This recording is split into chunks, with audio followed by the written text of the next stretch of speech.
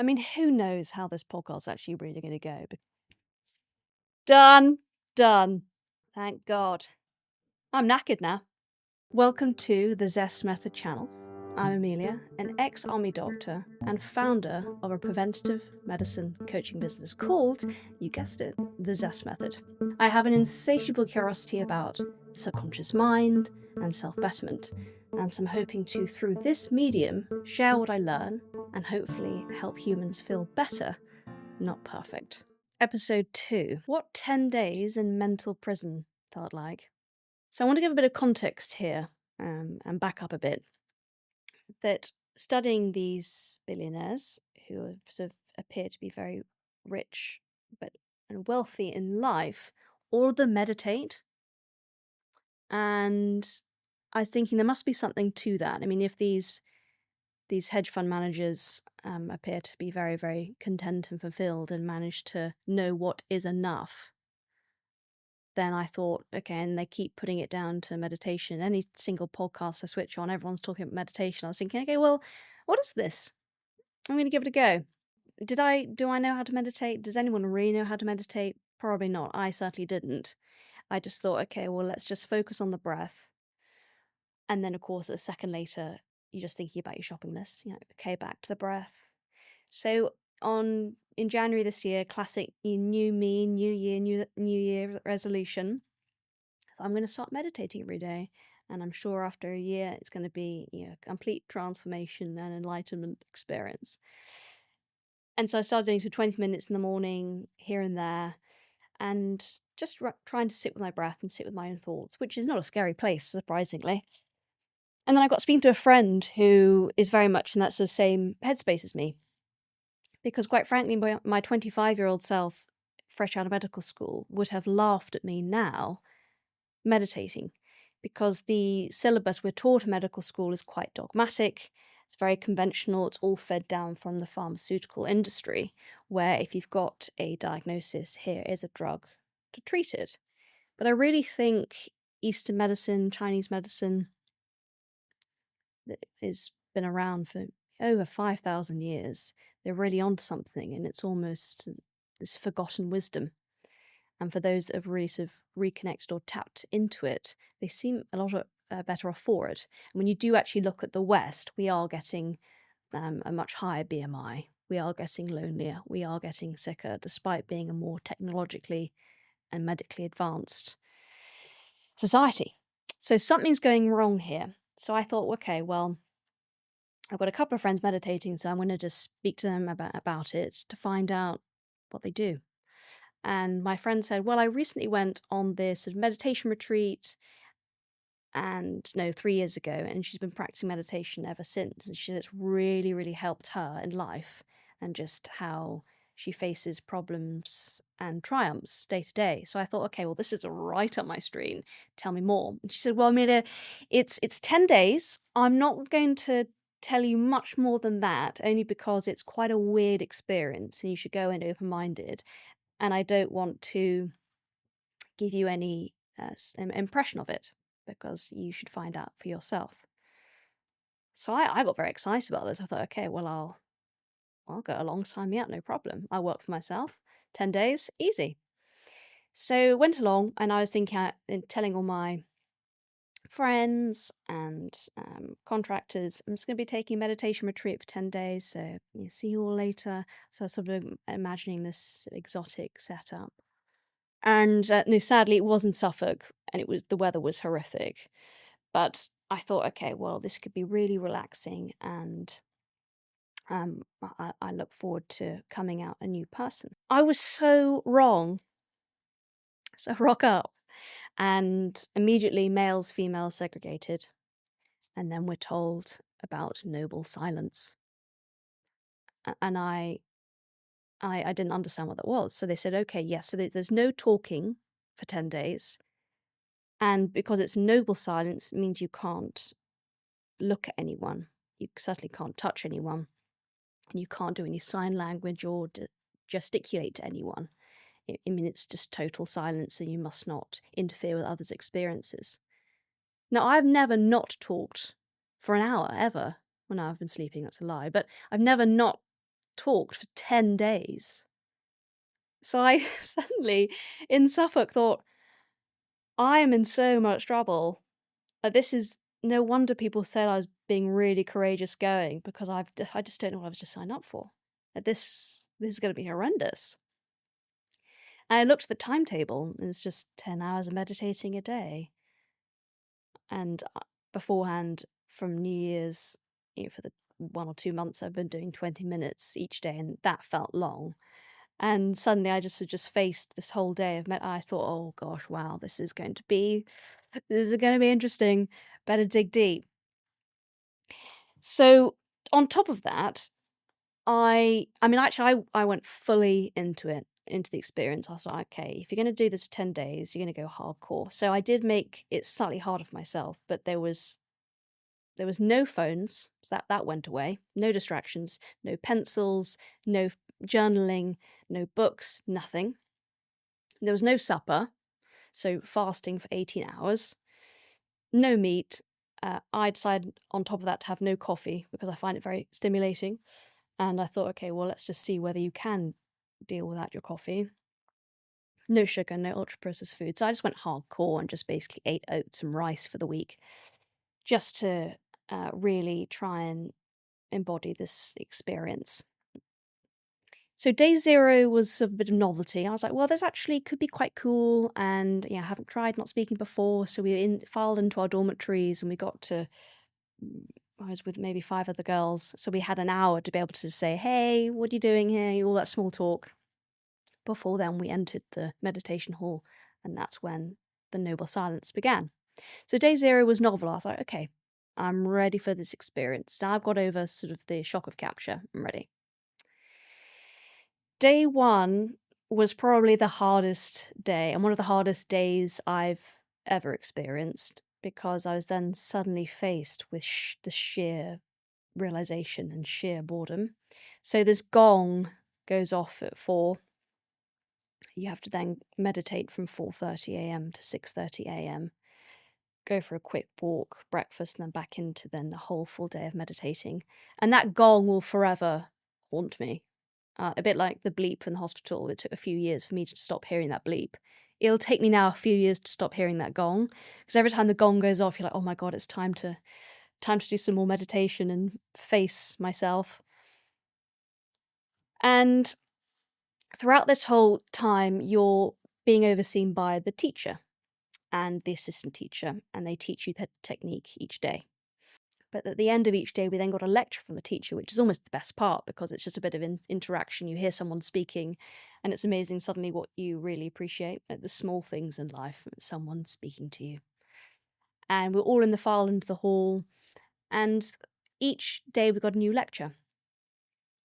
So the first one was about sort of bridging the breath, and what he meant by that is we can't control our autonomic nervous system. We can't control our heart rate to say, right, heart, speed up, slow down. Or we can't control the vasoconstriction and vasodilation of our blood vessels, for example. So that autonomic side we can't control. However, there is this sort of happy medium between the skeletal system, which we can control, and the autonomic nervous system. And he said, this is the breath. That yes, without thinking, you'll just be breathing, as I am now. But if I want to increase my respiratory rate, I can. And if I want to slow it down because I'm really nervous and need to activate the parasympathetic nervous system, I can control it. So the teacher was saying the reason why for the first day, for 10 hours, you're going to be concentrating on the breath is because you want to see if you can sort of harness this bodily function that we can do to bridge the gap between the unconscious and the conscious, which I thought actually was quite a good analogy, and I quite liked the idea of that. And then day 2, his lesson was impermanence. Everything is impermanent. And the fact that when you go through life, we're like a mountain and our emotions come and go. So when you're feeling sad, we naturally associate that with sort of negative connotations of, because feeling sad actually really sucks. But then knowing that's impermanent and that will pass. And equally, when you're then really happy, or you've had, for example, a great date, or you've had a real business win, or secured a contract, you feel elated, you feel on cloud nine, you feel great. And that, of course, has very positive connotations. And he was saying that, yes, but that too is impermanent. So really cherish that moment. Don't take for granted.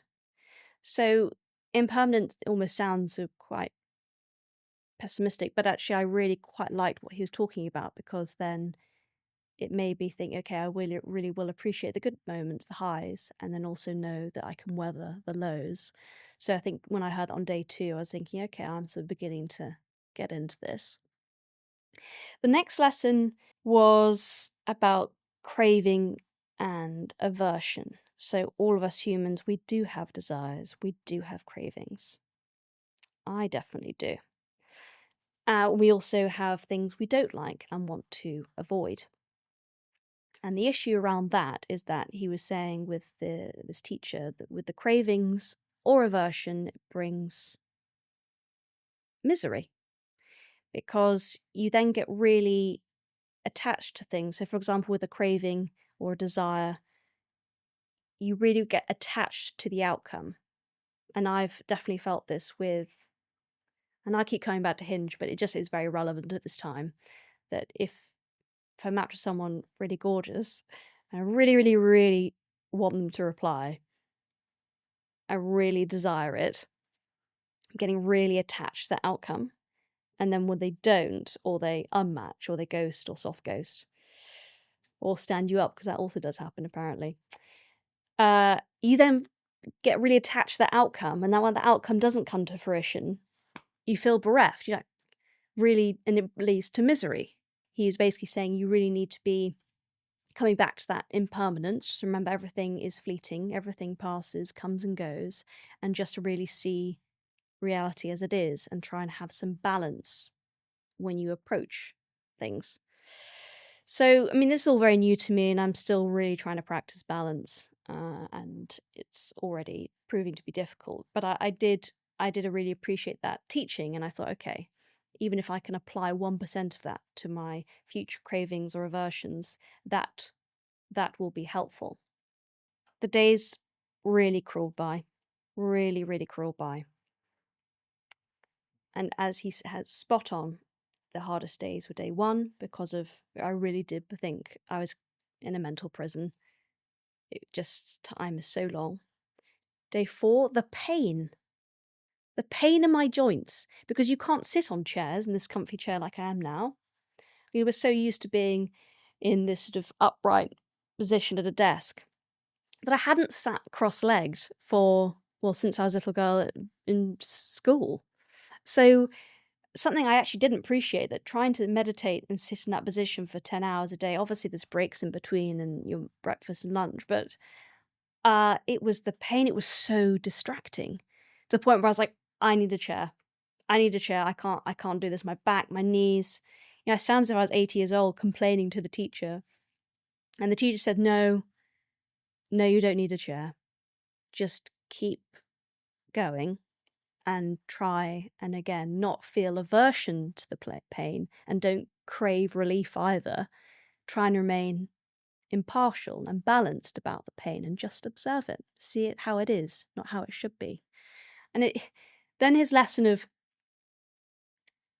avoid craving and lead to misery is so true, because I really was very miserable.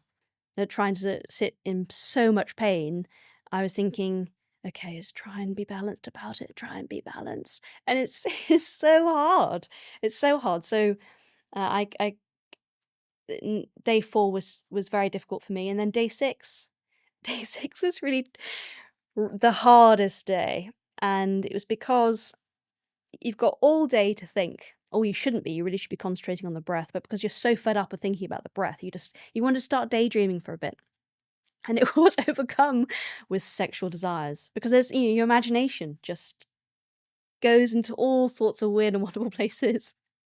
And we were given rules of when you're on this course, thou shalt not kill someone. And I was like, okay, well that's pretty to be expected, really, isn't it? To not talk, no sensual pleasure, and no supper or something like that. So of course that was one of the rules, and I couldn't break the rule. But day 6 was close, and managed to last me all day, really trying to concentrate on the breath and not get distracted. But the craving and the desire from these thoughts really led to misery, which is why his previous lecture that day really spoke to me, because he said, if you have these cravings, look what happens. You're miserable. And I was. In a day 6, I was very miserable.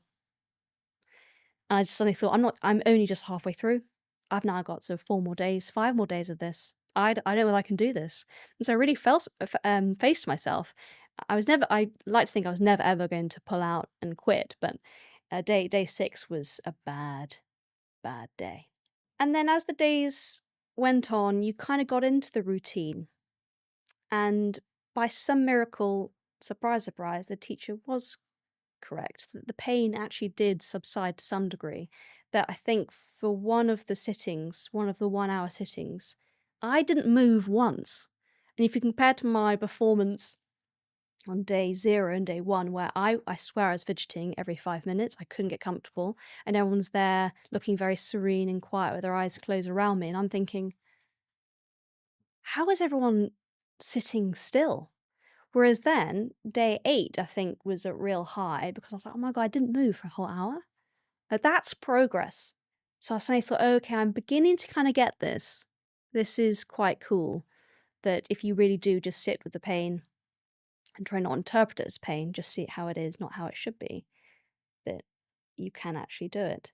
Yeah, so I got into the routine. You go for your walks, and I did so much walking to keep my sanity around this place. No contact with the outside world. But the small moments where you actually really appreciate nature. There's nothing else to do. So suddenly you see a flower and think, well, this is going to kill 10 seconds. So I'm going to really focus on this flower. And then I did see, despite it being England, some amazing sunrises and sunsets. And I love a sunset. So that was cool. And something that I actually really appreciated was no one was on their phones, which was so refreshing. We all had to put them away and not have them for these 10 to 12 days. So we're all walking around, obviously not looking at each other, or trying not to. And to kill time, you then do just sit down, watch the sky, look at the stars, or listen to the birds. And so when you see all these people mincing around, there's that silly little device isn't anywhere in sight. And so that was a really lovely thing to see, because when I came back to reality and back to London, everyone is just glued to these screens, and they all have the same look, where it's sort of a neck flexion, flat hand and the finger for doom scrolling, and then no one even looks up anymore, so they walk into traffic or walk into each other. It's just quite terrifying to come back to it. So that was a real takeaway. And overall, I wouldn't say I'm now great at meditating. My focus on the breath is really, the body scan. I maybe only get through one body scan in 2 hours because you flit all over the place. The experience though was certainly memorable, amazing, slightly traumatic as well. I got told off 4 times. I didn't speak, but I got told off for being in the wrong room. At one point, everyone was in the meditation hall. I missed the memo, so I was in my room meditating. So they're like, "You need to be in the hall. Everyone's waiting for you." I was like, "Oh crap! Oh, so sorry."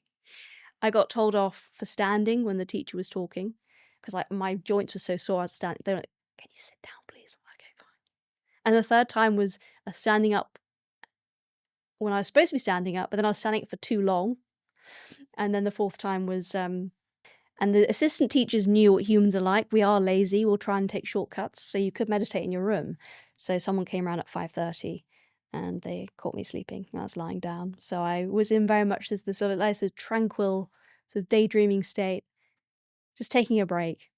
And I suddenly I'm like, that's a weird, I was doing a body scan and I was like, that's a weird sensation on my leg. I look up, and to my horror, the assistant teacher's there at 5:30 looking at me, and I've been caught. And you physically back in school again. But I was like, oh my God, she's there. So she said, you need to be meditating, not sleeping. I was like, I was doing a body scan, I promise. Anyway. So my key takeaways were, when you do the body scan, it's amazing how many blind spots that you have. So you're supposed to feel your scalp and then feel anything in your eyebrows and any sensation anywhere. And I just realised that I can't feel a lot of my body. So there's a lot of numbness there. So that really sort of gave me an insight into, wow, I don't actually feel a lot. I do a lot of thinking, spend a lot of time up here, left hemisphere, the brain, logic, reasoning, medicine. It's very, very active. But this other side is definitely a whole abyss to be explored. So I found that quite exciting, but frustrating that I couldn't feel my right deltoid. I was like, I can't feel it. There's no fluttering. There's no sensation at all. So that's something I need to practice and go away with. And the only final thing that was really cool of the power of the mind.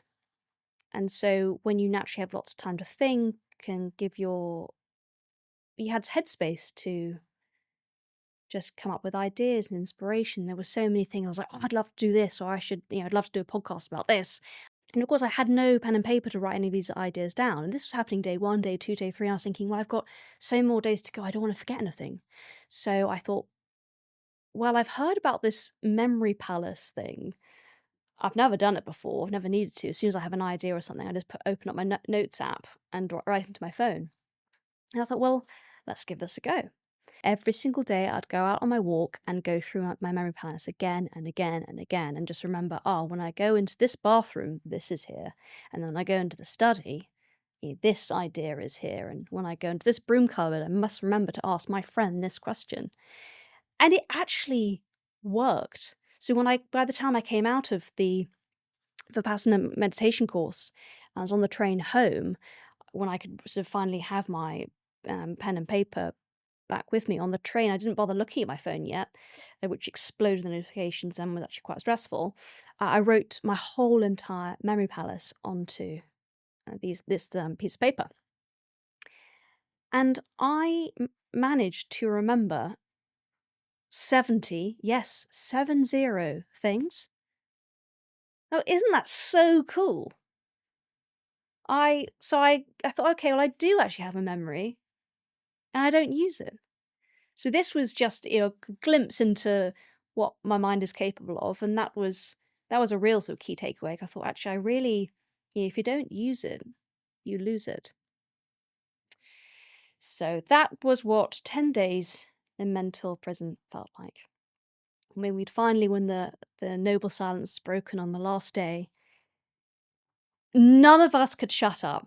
All of us were just chattering, laughing. I found everything hilarious. We all did. You could say anything and we'd all burst out laughing because just the joy of speaking again and sharing our experiences from completely different angles, of course, because we got to live with each other for 10 days. So you get to know someone through silence, which was very fascinating. And you, of course, make all these incorrect assumptions of people. So someone thought I was a rower because they're like, I saw you stretching and I saw you carb loading on rice, so thought you were an athlete. Yeah, I'll take it. Someone thought I was 22. I was like, okay, I'm not, but thank you. Explosion of oxytocin, everyone just hugging and just catching up on what they thought of their experiences. Some people having full-blown sensations tingling down the whole entire body, which, of course, I then thought, well, I didn't get that. I did it wrong. But that will then help me see the potential of this technique. It does obviously work if you do really focus the mind. So I would leave you with this, that I'm not saying you have to go and do this 10-day course. I mean, I'd recommend it. I know it sounds horrendous, and it was horrendous, but I still would recommend it to anyone. But even if I've just sparked some curiosity, either look into breathwork and do 10 minutes a day, or you download Calm or Headspace, just some sort of app, and maybe just try it and see what happens. But even after 4 days of doing some sort of meditation, there's brain changes. And that's shown on MRI scans, which I think is pretty damn cool. So thank you for listening. That was a long story, but I had to share it because I've never really experienced anything like that in my life. And I'll be back soon. Have a good week.